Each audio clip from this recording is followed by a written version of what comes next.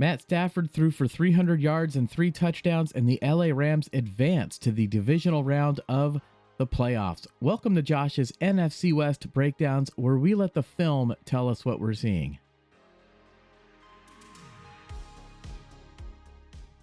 Carolina would start the game with the ball and almost immediately find themselves in a 3rd and long situation.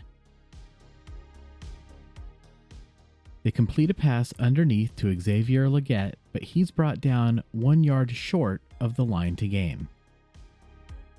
Just shy of midfield, the Panthers decide they're going to go for it on 4th down. How should Carolina go about picking this up? Well, they've got several good options here.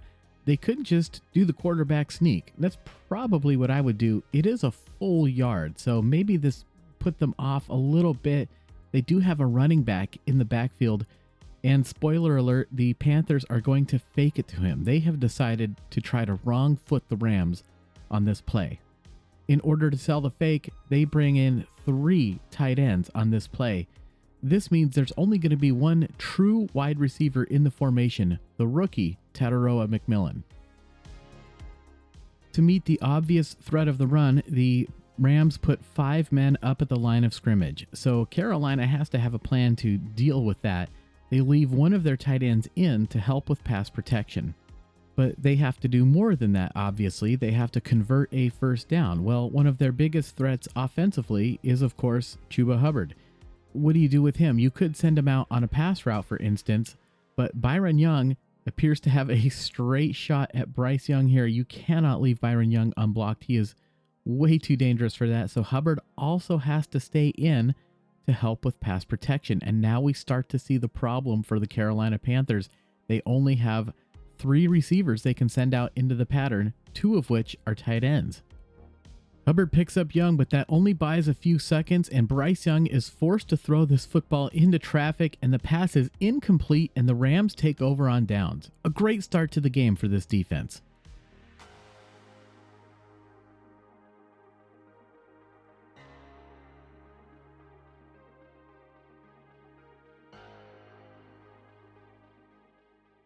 On offense, MVP candidate Matt Stafford got off to a hot start, and he started by looking to his left. Didn't like what he saw, so he resets his feet and comes over to Colby Parkinson. He's covered. So he resets again and spots Puka Nacua over the middle. He just has to wait for Nacua to uncover.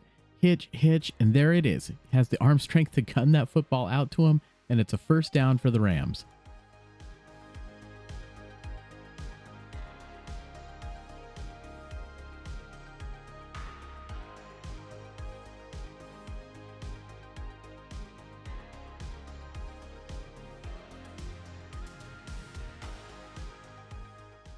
On the next play, LA hands the ball to Kyren Williams, who picks up 5 yards. And there's certain truths about the game of football that existed when the game was invented and are still true today. You want to run the football and stop the run. Well, Carolina sensed that LA might go back to the run here, so they put 5 men up at the line of scrimmage, and they even bring up a 6th defender on the run blitz. And this does look like a running play to the left, and almost the entire defense reacts, leaving nobody to pick up Puka Nacua. And then he fights the tackler for a few extra yards. Nacua played a great physical brand of football in this game, and I love it.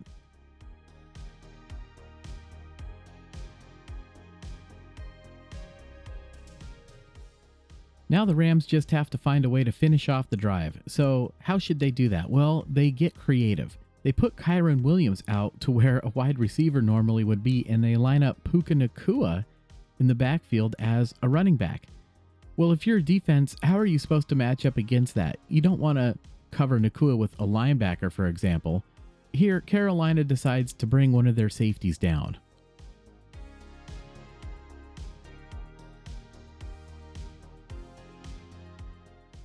And he gets caught completely flat-footed here. Unclear if he thought somebody else was supposed to pick Nacua up. Either way, Nacua just goes completely untouched into the end zone, and Matt Stafford finds him for an easy touchdown.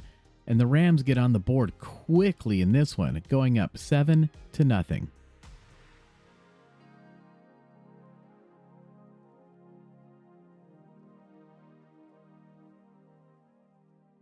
The teams would trade a few punts, and now Carolina has the ball back on offense, and we see a lot of communication up at the line of scrimmage here.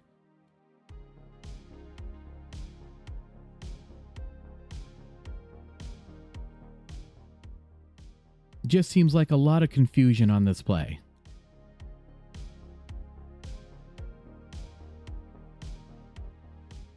Well, we see Bryce Young winding up to throw this football, but the confusion isn't over yet. Jalen Coker sits up where Young is expecting him to continue running on his route, and as a result, the pass is intercepted by Kobe Durant.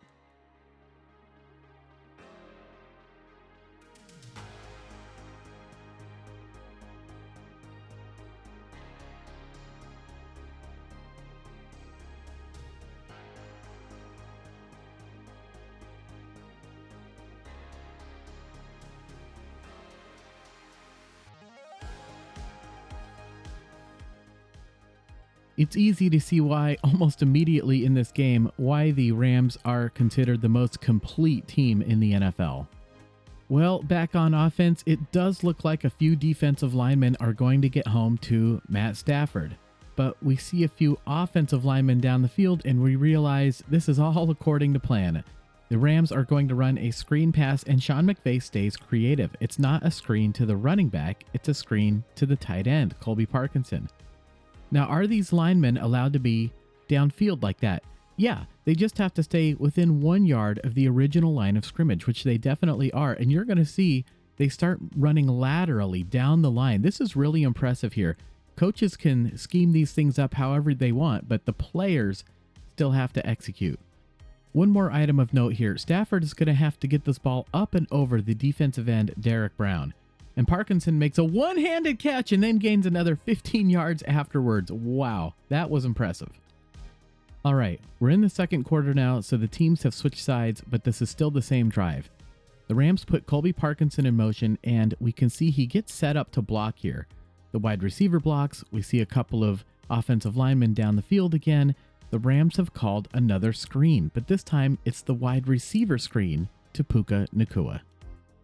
And it's another good physical run by Nacua to power his way into the end zone. Very impressive. The Rams go up 14-0 just in the blink of an eye here. Now, this ball definitely traveled backwards, so statistically this counts as a rush for Puka Nacua. Otherwise, Stafford would have had 4 touchdown passes on the day. And the Carolina Panthers have got to get their offense going. They've got to get something going on offense here.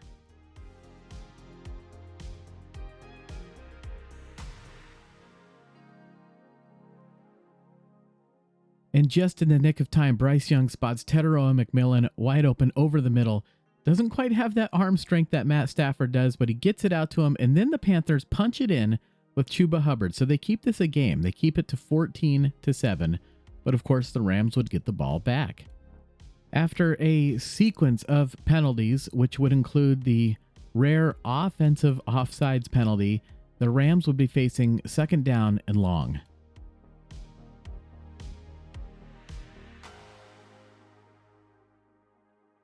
And there it is. That's how far they have to go to pick up the first down.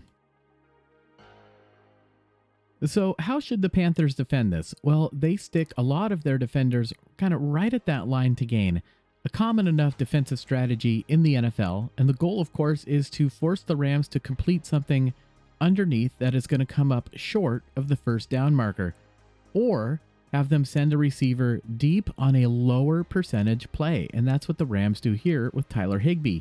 But he is absolutely wide open here. I mean, this is just ridiculous. So what went wrong for the Panthers? They do have 2 safeties on the field. We see one of them here. Where's the other one? They have him step up to defend that line, but of course you can't let the offense get behind you, right? That's your whole job. You had one job to do. Just the one. It's a 36-yard completion to Higbee, and the Rams offense is rolling.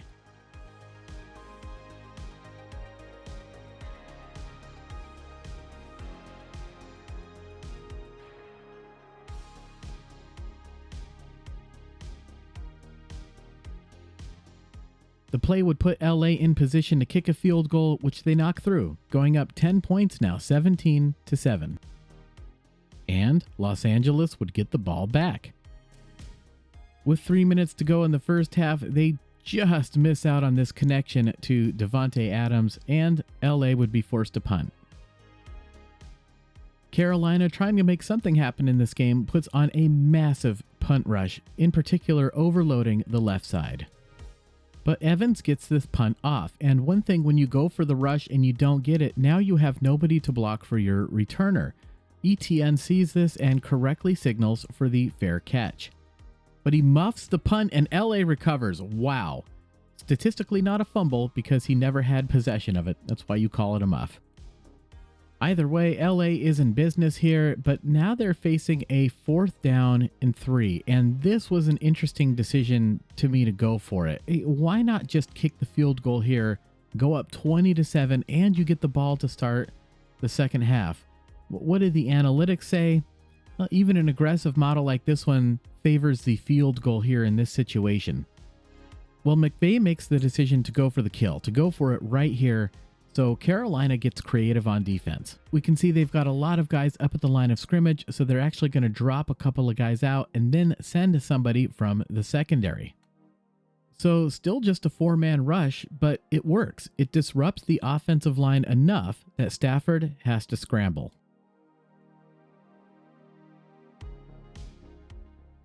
And there's not really a good place to go with the football, and Stafford knows this, so he looks to the receiver in the end zone. He's going to try to sneak in the no-look pass to Tyler Higbee. We've seen him do this before, but this time the defense anticipated it, and the pass falls incomplete. LA turns the ball over on downs.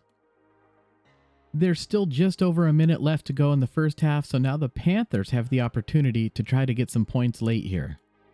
They have to get the ball downfield quickly, so they take the deep shot, and we see the contact here.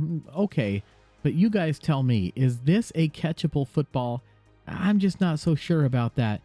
But my opinion doesn't matter. It's the opinion of the official that counts, and we see the flag come out for pass interference. But let me know what you guys think about that call. Tell me what you think in the comments. I read every comment. It's a big penalty, but the Panthers are still in position where they need to take deep shots to try to get some points here. So they call the deep one with Jalen Coker, and the Rams very sensibly do leave 2 safeties back deep. But take a look at where they're lined up. They're sort of right on the hashes here. In general, I prefer it for safeties to line up a little bit further away, closer to the numbers. It's easier for a safety to go from the outside in than it is for them to go from the inside out, as evidenced by this play here.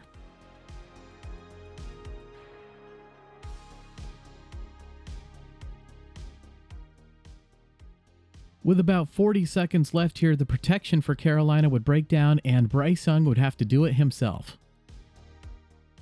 Touchdown Panthers, and just when things were looking bleak a few moments earlier, they are right back in this game. It is 17-14, LA still in the lead.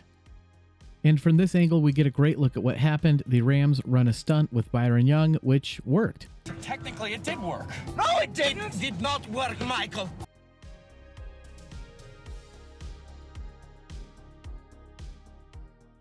But Carolina would follow that up with a mistake on the kickoff, missing the landing zone, which by rule puts the ball at the 40-yard line. So LA still has a chance to get a few points at the end of the half here themselves. Now LA is the team that's going to be looking for deep shots, and Carolina knows this, right? They don't want to give up a long bonehead touchdown right before the end of the half, so they hang way back, giving Davante Adams space to cut off his route.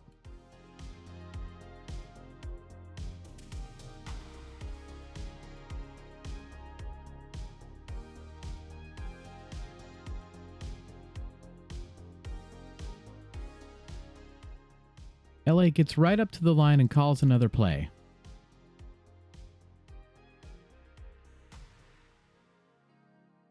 But this pass falls incomplete, but when we take a look at this from the other angle, we're going to see why it was incomplete, and something significant happens here. Stafford hits his hand on a defender. He would sprain his finger, and said after the game he made it through this playoff game just purely thanks to adrenaline.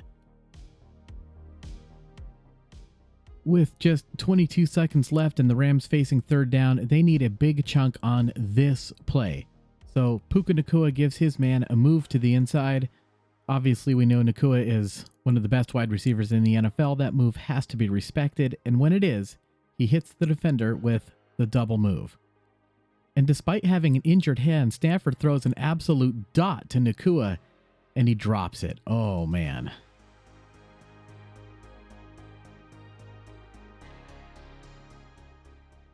And with that, we've reached the end of the first half, and the score remains Los Angeles 17, Carolina 14. Wow, so a wild first half has a bit of a wild ending. Puka Nacua inconsolable after that drop, but Sean McVay did go over and encourage him, on the bench as the Rams were getting ready to head into the half. And this is not the last we would see of Puka Nacua in this game by any stretch. Well, folks, it takes a long time to make a video like this. If you could give me just 2 seconds of your time and hit that like button, I would really appreciate it. If you're new here and you like what you see, please subscribe. We do these videos every week. We cover the entire NFC West. And if you really want to take a deep dive into this stuff, folks, we have a Patreon page. There's a link in the description. I would love to see you guys over there. All right, let's get right back into the game. As we enter the third quarter, the big question, of course, is how is Matthew Stafford's hand? And on this play, we do see a miss. Now, look, I don't think that the Rams were going to pick up the first down here anyway. Stafford is obviously going to have to test that hand out and see if he can play through it. But either way, it's a quick 3 and out for the Rams, and the Panthers catch a little bit of a break. They would use this opportunity to tack on a field goal, so they would tie this game up at 17 apiece in the third quarter.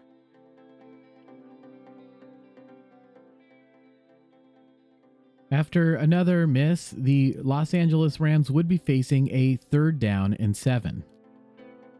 Carolina would try the same tactic we saw in the first half, putting a bunch of guys up at the line of scrimmage, but then dropping some defenders late. Now, there is a drawback to doing this. When you drop late, it can be hard to get in position and get in position correctly. It's much easier to just start there. Here we can see there is a defender in proximity to Davante Adams, but he's facing the wrong way. He's going to have to change directions, and as we've said on this channel before, once you have to change directions, you're already beaten.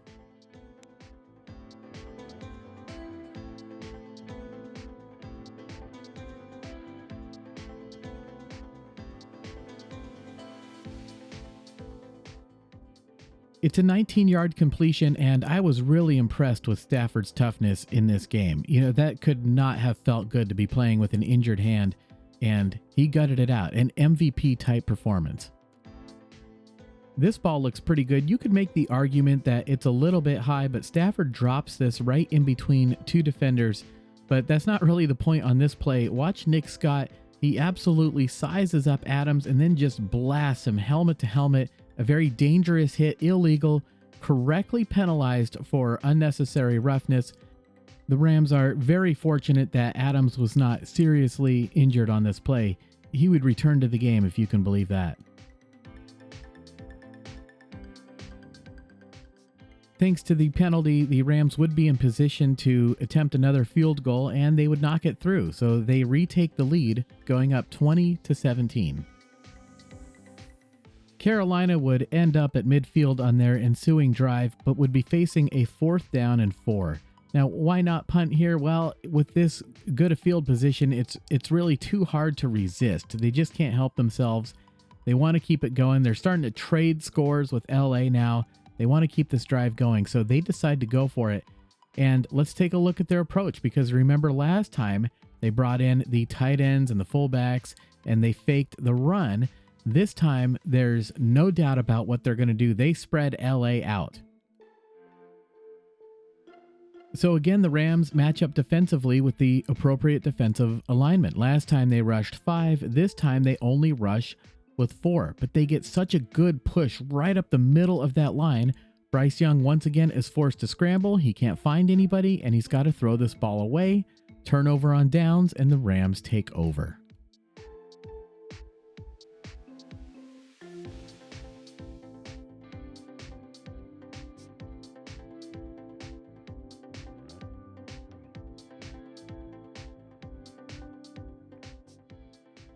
Sensing an opportunity of their own, Davante Adams, back in the game, gives his man a move to the inside and then cuts back to the outside. The defender, however, Mike Jackson, does not bite on the initial move. Instead, he sits on this route and he comes up with the interception. Wow, huge play for Carolina.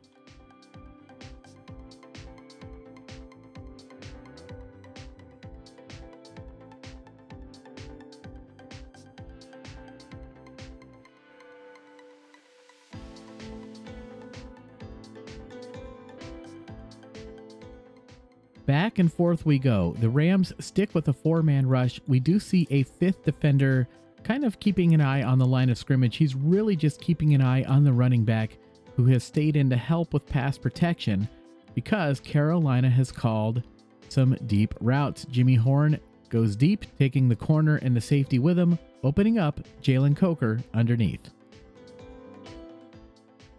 Pass complete, 40, 35, 30, 25, 20, 15, 10, and he's finally knocked out of bounds after a 52-yard gain on the play.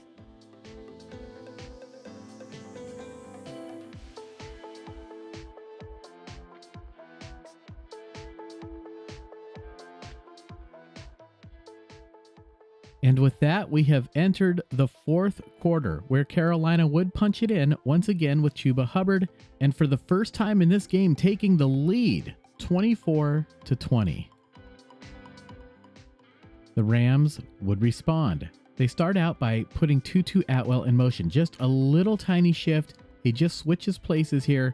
It's very subtle, but watch as the defense, they don't go with him. Instead, they shift. A subtle clue telling the Rams offense that the Panthers are playing a zone defense. Davante Adams finds a hole in the zone, and Matt Stafford gets him the football.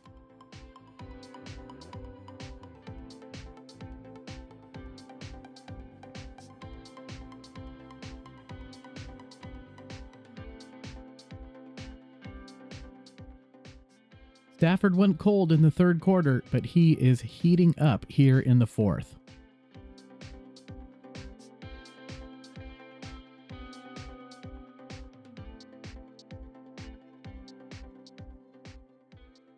With LA threatening, Kyron Williams makes a move to the outside, and just look how wide that linebacker is, leaving him vulnerable to the Texas route.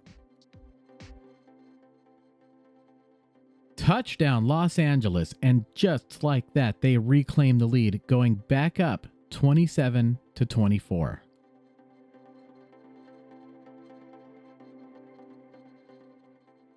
Let's move ahead to about 4 minutes to go in the 4th quarter. Earlier in the game, we looked at a play where the Panthers tried to block a Rams punt, and it didn't work out very well for the Panthers, but they must have felt solidly about the concept because they call for the punt block again, and once again, it's an overload to the left side. But it's the player on the right side we want to take a look at here, Isaiah Simmons. Blocked!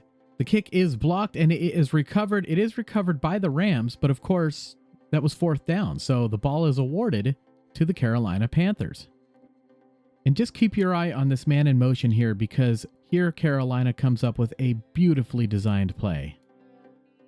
When Jimmy Horn goes in motion, the defense widens, and that is exactly what Carolina is looking for, because we see Bryce Young holding this football out for Chuba Hubbard. He's waiting to see if the defense reacts, because if they do, and they do, he has the run-pass option, meaning he has the option, if he wants to, of passing this ball, even though it's a running play, to Tataroa McMillan.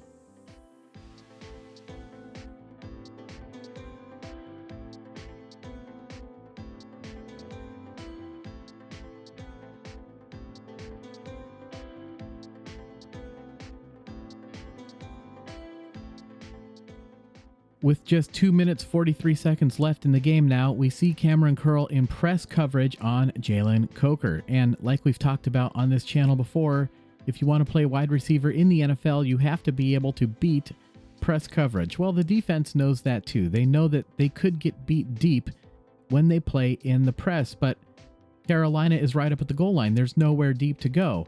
Well, sort of, right? The end zone is 10 yards deep. They're on the 10-yard line, so that's 20 yards right there. And if he goes to the corner, that's even more space to work with. And just take a look at his footwork here as Coker gets off the line of scrimmage.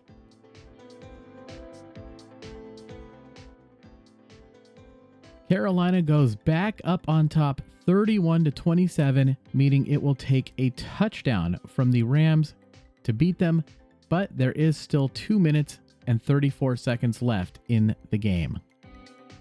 Stafford, dealing with injury, went cold for a while like we talked about, but great players aren't always great. They're just great when they have to be. And how do you lead a game-winning drive? You dink and dunk 2, maybe 3 times, and then you go deep.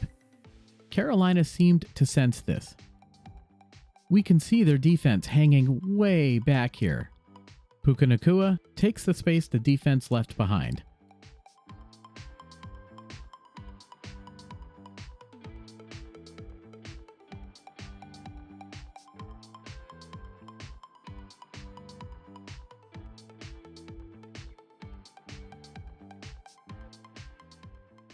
With time winding down on the clock, the Panthers know that LA needs to get into the end zone, so they continue to hang back, and Stafford continues to take underneath throws.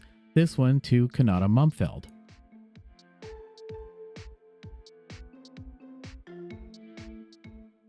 Now we should point out that Carolina is not just sitting back and playing a prevent defense here. They actually rushed with 5 on this play, sending former Ram Christian Roseboom on the linebacker blitz. But this is a delayed blitz that takes time to get there, and by taking the underneath throw, this football is already out of Matt Stafford's hands by the time Roseboom even gets to the line of scrimmage. We're down to 43 seconds, and the Rams are inside the red zone, which means it's actually going to be a little bit more difficult for them as the defense can defend that end zone. So who are your big red zone threats? Let's start with Puka Nacua.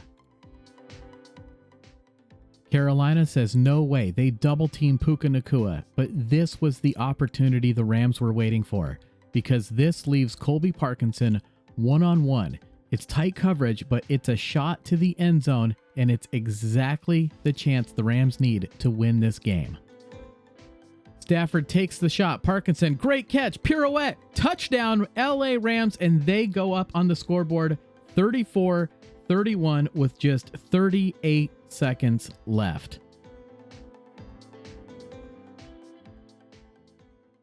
Incredible drive by the Rams, incredible throw by Matt Stafford, incredible play by Colby Parkinson. But why didn't I call it the game winner? Well, Carolina, with those 38 seconds, still has time to get down the field, and all they need is a field goal to send this thing into overtime. But don't forget about the defensive side of the football. We've taken a look at a lot of great plays they've also made in this game, and here on 1st and 10, it's Bryce Young that penetrates and disrupts the play.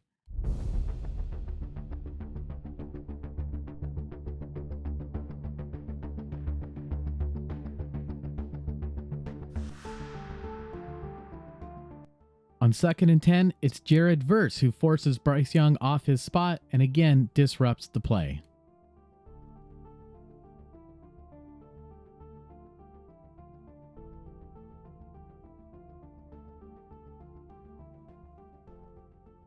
The interior also had a great game, and this time it's Kobe Turner who penetrates and forces the errant throw from Bryce Young.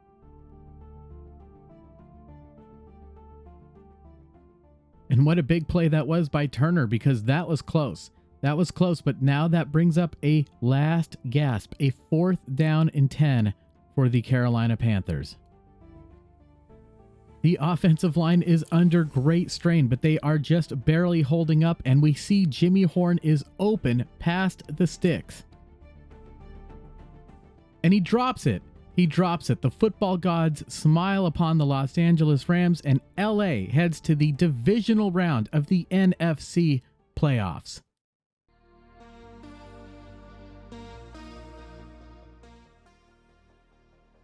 Well, there it is. The defense gets the job done at the end of the day for the Rams, who put up quite the offensive performance to sort of outpace Carolina there and move on to the next round of the playoffs. And I really can't say enough about the toughness of Matt Stafford. He injured his hand late in the second quarter and went 2 of 13 passing after that before heating up again late in the game, including throwing that game winner to Parkinson. What an incredible matchup.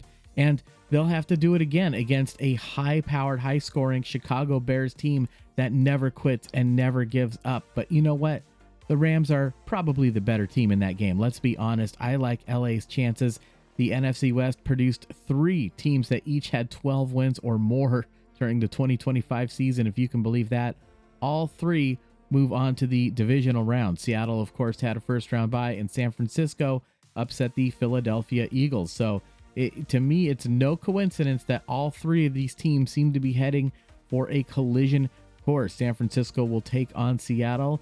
LA will take on the Bears.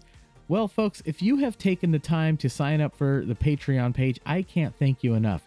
Your support allows me to take the time to do these videos right, to give you the quality that you deserve. You humble me and you honor me from the bottom of my heart. I truly appreciate it. All right, well, what's next for the LA Rams? They travel to Chicago, where they will be playing in an absolutely incredible game. I'm sure I can't wait to see that game. And after that, if they win, of course, they will be playing in the NFC Championship game. If Seattle wins, they will go to Seattle for that game for a huge rematch. What a game that would be. If the San Francisco 49ers beat the Seahawks, the Rams will host. And of course, in that scenario, the road to the Super Bowl would go through Los Angeles. Wow. Well, how exciting is this playoffs going to be? I cannot wait. I don't know what's going to happen in these games, but you know, we are going to be here to break down the film, and I will see you guys then.